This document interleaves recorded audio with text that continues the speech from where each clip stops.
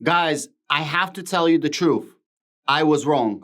Yesterday, I put out a video talking about that Palantir has the potential to get a massive $300 million contract from the NHS, specifically the NHS of England. If you don't know what NHS stands for, it stands for the National Health Services.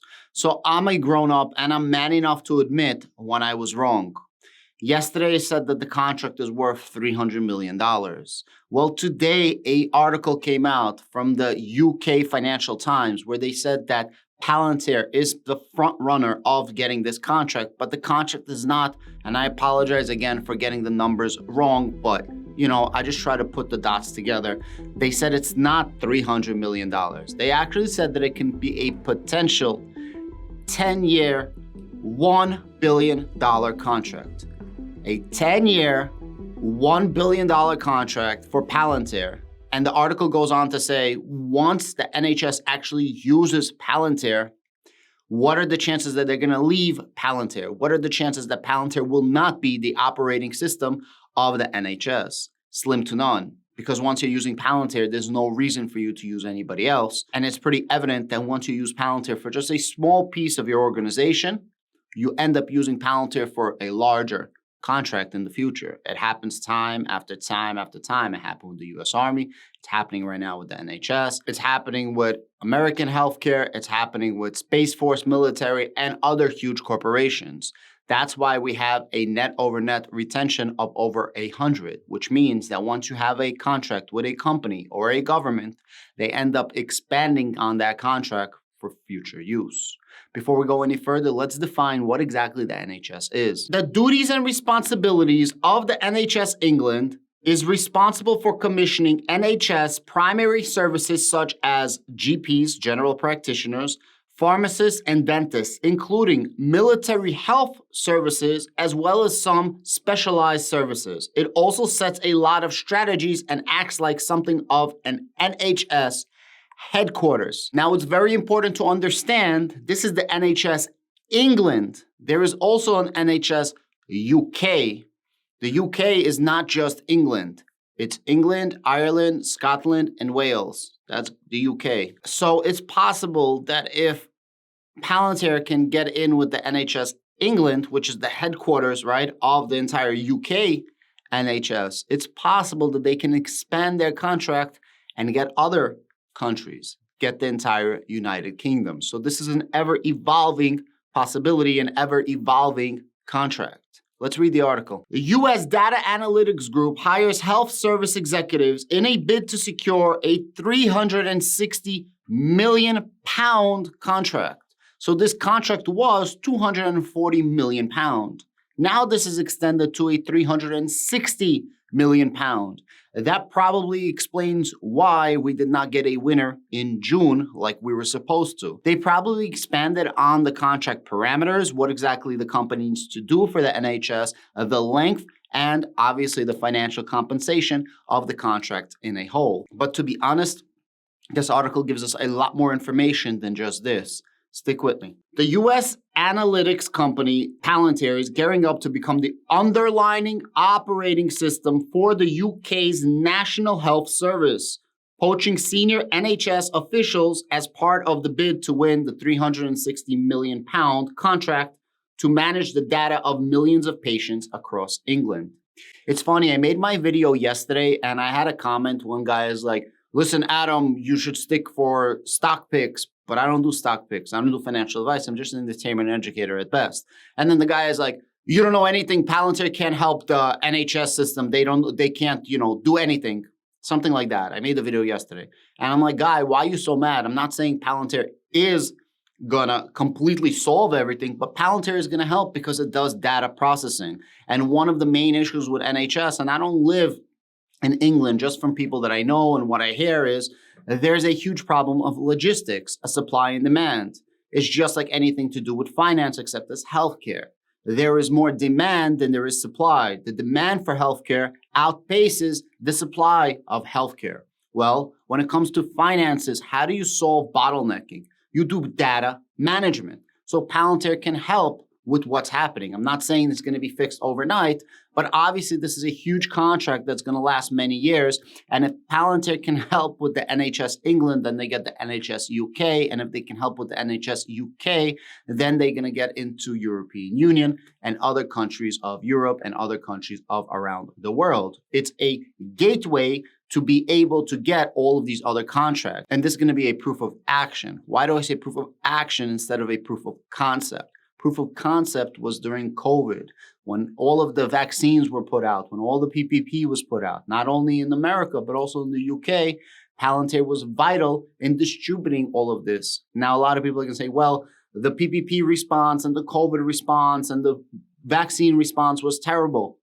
Maybe that's your opinion. But if it was terrible like you guys think or bad like you think, can you imagine how bad it would be if Palantir didn't help with the data analytics and the logistics and the supply chains and the bottlenecking of what was going on?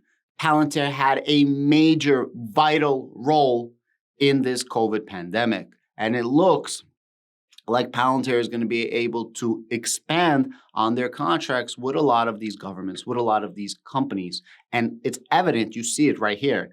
But it takes time to get these contracts. You understand? It's not overnight. But let's connect the dots a little bit more. It's best known to its ties to security, defense, and intelligence, and has been the NHS's go-to data analytics provider during its COVID-19 crisis response. Foundry software was used in the management of ventilators and PPP equipment, delivery of nationwide vaccine programs, and helping to tackle the backlog of 6 million patients waiting for elective care. So for the gentleman that gave me the comment yesterday that hates on me for making that video, just think about what they just said.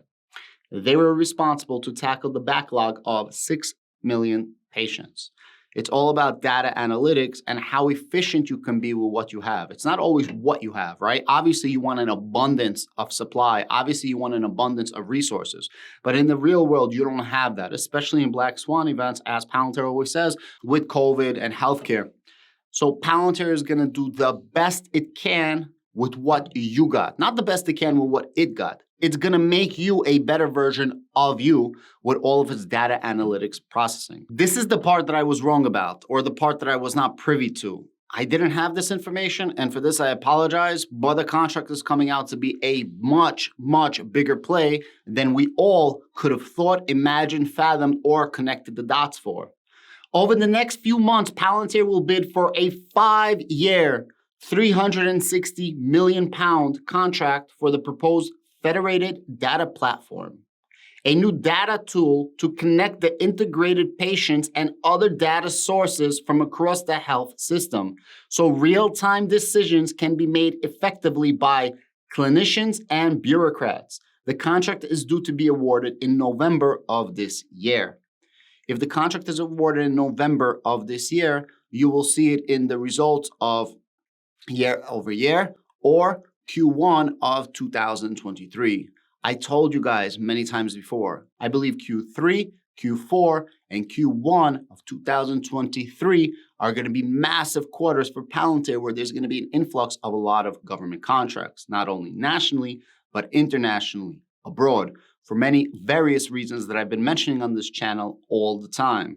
Now, it's my job to connect the dots, and I'm not privy to any information that you guys don't have. I'm just a geek that does a lot of research to bring you guys the most up-to-date data, the most up-to-date news, and the most up-to-date articles as I can possibly find on the internet. So definitely hit up the like and subscribe if you like information like that. And I quote, "This would be the veins through which patient data would flow, very much the operating system for data in the NHS. This is clearly a core element of the NHS's entire digital transformation program."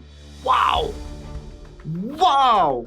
That blows your freaking mind when you read powerful words like that. Like, listen, do me a favor, rewind 20 seconds and re-listen to what I said. If you have to close your eyes to listen, do that, because you might miss how powerful those words are. And this is something that even I didn't know. In a video that I made earlier in like April, I said that Palantir hired a heavy hitter from the NHS, but I didn't know that they hired 2 heavy hitters from the NHS. So yeah. To help its chance, Palantir has hired 2 senior NHS officials in recent months. Indra Joshi, that's who I got. So I knew about Indra, right? She's the former head of artificial intelligence for the NHS. She awarded massive contracts. She awarded £100 million+ contracts for artificial intelligence for the NHS. This one I didn't know. And Harjit Dilawal, formerly deputy to Ming Tang, NHS's England data chief, who was responsible for the FTP contract and for Palantir's previous contracts with the NHS. So they hired the deputy commissioner of the person that's actually awarding the contract to work for Palantir, and they hired the person that gave out the largest NHS contract in history prior to this contract, who's in charge of artificial intelligence. Blows your freaking mind how absolutely strategic Palantir is. Now, I'm not saying they hired those people to get this contract, but I am saying that it's a gangster-ass move that most people won't give them credit for. But us, the true Palantirians, understand how powerful this company is. I'm not trying to shill you guys. I don't care what you guys buy. I don't care what you guys sell. I'm just giving you my own thoughts. And I wear my emotions on my sleeves, right? You guys can see my emotions. It's clear as day. Palantir is an absolute beast and nobody's giving them credit. But the people that are buying at these lows gave them a lot of credit, and we know what's up. All right, yesterday I told you guys that Palantir has to win this contract, and I would be shocked and it would look very bad if Palantir doesn't win the contract. I did this video yesterday before this article came out. And I quote, Palantir has said this is a must-win deal for them, said a person with knowledge of Palantir's expansion plans in the UK. This is a 5-year contract with an option for an extension for 2 more years. Many people think it's really a, get this, £1 billion contract over the next 10 years. And once Palantir is in, how are you going to remove them? Final statement. According to several figures at the NHS and its suppliers, Palantir is viewed as a front runner for the FTP contract, which runs until 2027. The platform will be used for the nation's management of vaccines, immunization programs, population health, elective waiting lists, and medicines and equipment supply chains, among other applications. Guys, Palantir is a beast. And understand that Palantir moved their UK office, right, that's in charge for UK, to actually England, right, to the actual UK. It wasn't the US. Now, this is for military, but still, they did move their office to the UK instead of having it in the US. That's one. Palantir had 250 employees in the UK. Now, Palantir wants to ramp up to 600 employees in the UK. Why? It's not just military presence. It's also for non-military use, like NHS and other hopeful government contracts and commercial contracts, right? What's good for the government is good for commercial clients. Also, and this is going to be a separate video, Germany is becoming very, very open to Palantir. Before, they were very against them about, data breaches and security, and they were very like, Palantir, bad, bad, bad. Now, a lot of countries is like, hold on a second. Palantir is actually good, good, good. And Palantir can stop the really bad, bad, bad. There's going to be a ish ton, I don't want to curse, an ish ton of contracts that's going to be coming in Q3, Q4 of this year, Q1 of next year. You guys can snapshot this video and you guys will come back and be like, Adam, you were full of ish, or Adam, wow, you really nailed that on the head. A lot of people think Palantir is garbage. I was in a YouTuber's space the other day, and a lot of people, they don't even understand what Palantir does. They're like, oh, they work with government, and that's it. Their whole business is based on government. People don't even realize that most of the money coming into Palantir is not government money. Most of the money coming into Palantir, most of the growth for Palantir is actually commercial clients. And there's so many other things that people are getting wrong about Palantir. They just don't know. They just don't know.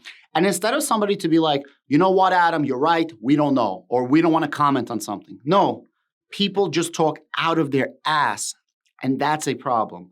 People don't do any research, and that's a problem. Thank you.